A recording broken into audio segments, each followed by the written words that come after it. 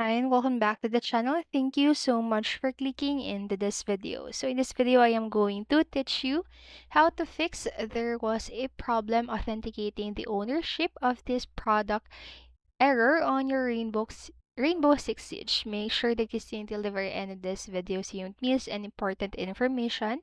And without further ado, let's get on it. So this error is fairly a common error and it is one that's been kicking around since shortly after the Uplay first launch. So the most common error of its appearing involved the Rainbow Six Siege, though it affects other games as well. So the problem authenticating ownership error pops up when launching games from Steam without being logged into the proper Ubisoft Connect account. So in other words, the game is installed to your computer, but your Ubisoft Connect can authenticate ownership based on its active login. So in order to play the game, you need to make sure you are logged in into the correct account. So fortunately, this is a simple fix.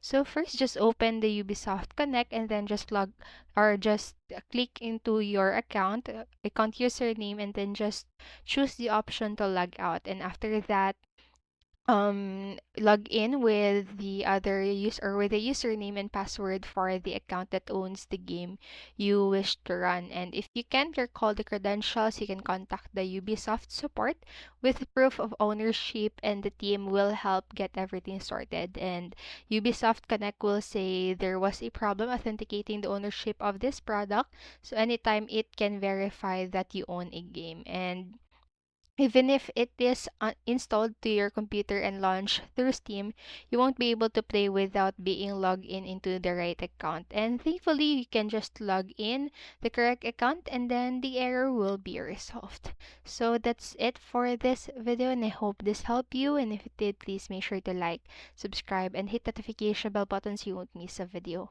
Thank you so much for watching and have a great day. Bye bye.